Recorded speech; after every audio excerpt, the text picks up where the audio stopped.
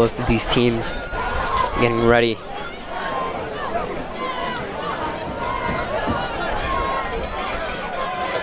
Now, all the players taking the penalties do have to wait at the 50-yard line, and they have to take that walk all the way down to that shooting area, and then sometimes just the pressure just walking up there builds up to players.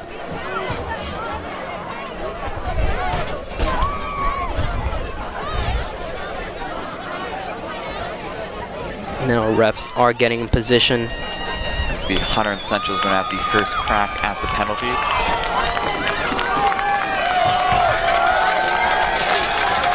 Now the ref is going to place the ball down.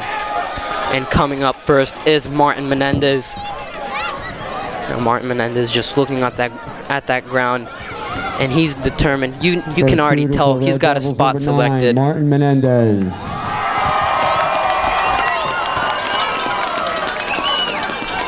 Now Martin Menendez is going to place this ball down. Assistant ref is going to walk up to converse real quick with the head ref.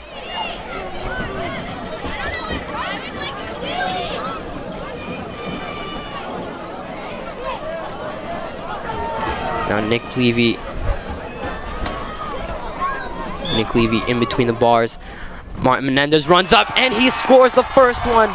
Now that one just bouncing off the back post right there, coming out.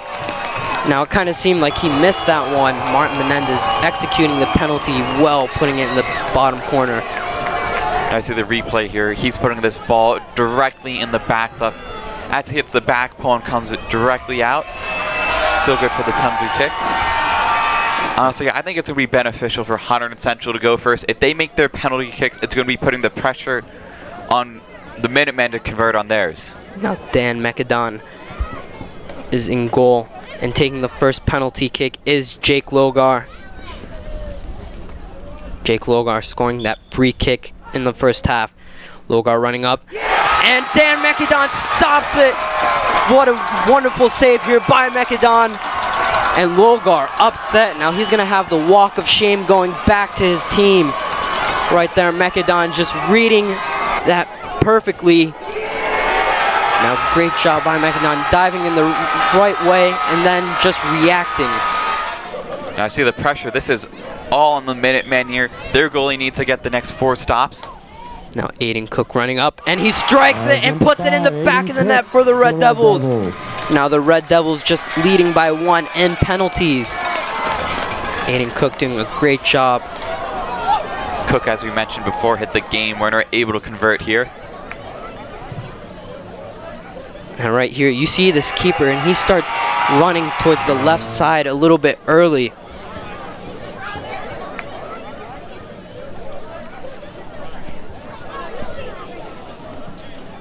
Now coming up for the Minutemen is number 24. Now Mekadon is going to stare him down here.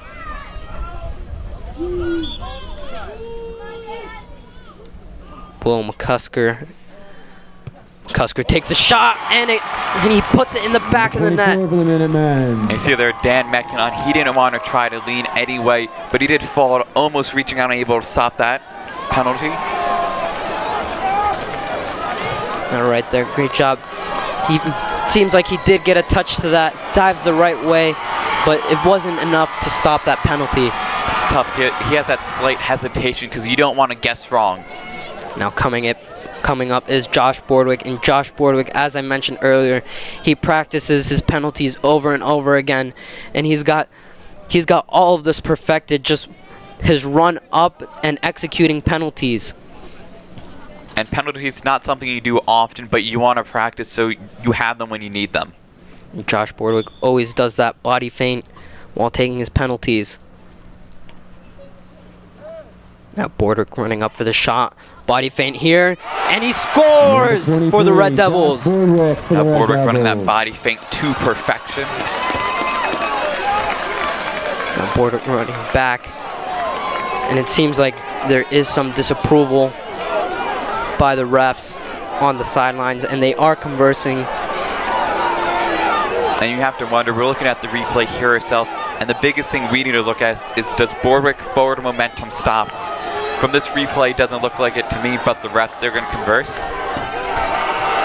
Justin Borwick just executing that penalty right there. His forward momentum did not stop, and it's something that he rehearses over and over again. Right here, as you can see, they're going to be calling that penalty back. The assistant ref conversing, saying no penalty for Josh Borwick. The penalty did not count. Now Dan McAdon just conversing with the ref. Now I'm not too sure if that penalty isn't going to count or if they're going to make Josh Borwick redo that one. And now we're going to have to wait and see. We're going to take another look at this replay, and we're going to look closely. Right there, you can see he's leaning forward. He did not stop.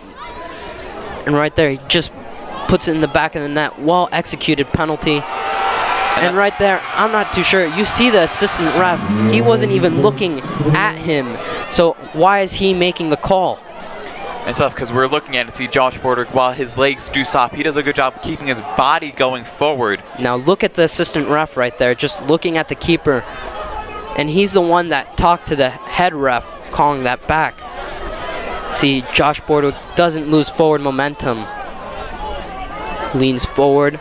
That's executed to perfection, and the ref, he looks up at the last second, so when he sees that body fake, he's just assuming that Josh Borwick stopped the forward momentum. Now that assistant ref on the line, he's keeping his eye on the keeper to make sure he doesn't step off the line early. And it seems like they're going towards the favor of the Washington Minutemen. Coach Anson Smith is going to talk with the ref. Now the ref is going to explain to him what happened. Coach Anson Smith very upset with that call. Now it seems like they will redo this penalty. And again, another look here. Borwick just perfectly executed. And it's incredible that you pointed out the ref. He's not even looking at him. That's... If Central's unable to pull this out, that ref is going to get an earful from some of these Central fans. And again, at the end of the game, even if that penalty was well executed, the ref can't change the result at the end of the game. Now they're going to make Josh Borwick redo this, and I'm not too sure about this. Sometimes this does mess with the goalkeeper's head and the striker's head. Now we're seeing on all Josh Borwick's penalty kicks, he runs the body feint. Now we're going to see if he's going to try to take a regular run up. Josh Borwick again for the Red Devils. Now for Josh Borwick, this will be weird for him, just running up and taking a penalty normally. Now this might be something he hasn't done in a while, and he manages to convert again. Right there, just putting up his arms, proving the refs wrong. And right there, take a look at that.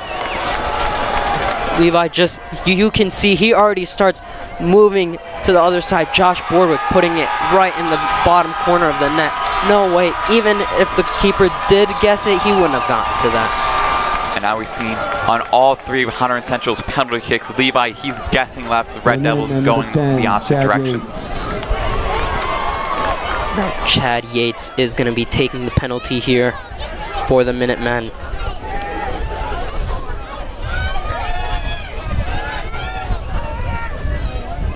Now ref blows the whistle. Yates running up and bounces off the crossbar and goes right in. Now for a second I thought that was going to go out.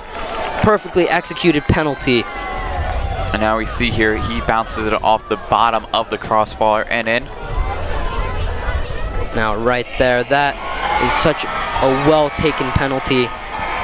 And Yates able to keep the Minutemen alive. But now we have number 10 Matt Slobodnik with a chance to close it out.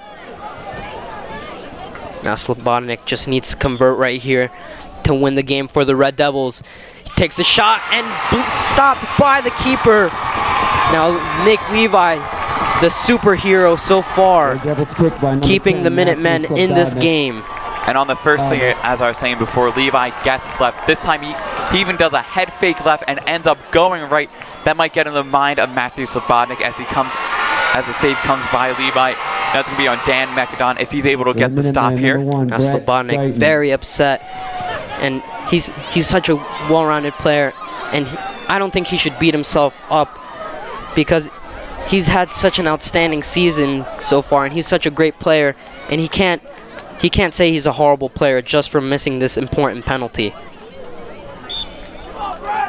Now Brett Goodson is taking the penalty, and Dan Mekadon stops it. Now Mekadon again, super Mekadon this game, just stopping shots all throughout the game right there, just guessing again, diving perfectly, and now the Minutemen upset. Now, the Red Devils, number 18. The Red Devils need to score this next penalty to win the game. And who else for the job? And Jacob Grant scores! The Red Devils go to the finals here. Congratulations. And right there, Grant getting taken out while celebrating. See, that's a game. What a hard-fought game by both teams, with Hunter and Central coming out victorious. And they're going to be moving on to Kean University, playing the finals on Sunday. Yes, now it seems I'm checking my resources right here, and it seems like they will be playing Scotch Plains in the final. So that was the only team to beat them in the regular season. It's going to be a revenge game for the Red Devils. Now the Red Devils, perfect penalty by Jacob Grant, and Hunter and Central going to the finals for their second time in school history. Now this program has been doing so great this season. Now right there, look at Jacob Grant's penalty again. Just confident. And right there. I see Levi, he's trying to put down a double fake there. Jacob Grant put it in the back of the right corner. Right there, just Jacob Grant putting it up high. And that's important. You're able to get that shot high. It's so hard for the goalie to defend, especially when he guesses the wrong way. Now Hunter and Central winning this game in penalties. Now the finals, the regulation time score 1-1, the penalties 4-2. Now the Red Devils going into the finals against Scotch Plains Fanwood, and also along at Kean University, the girls soccer team will be playing against Ridge. Now both of these teams, this soccer program has been doing such an outstanding job this season. For HCTV, I'm Lorenzo Scali here with Fernando Arguidas, saying goodnight from Acron's Field, and we'll see you at Kean University.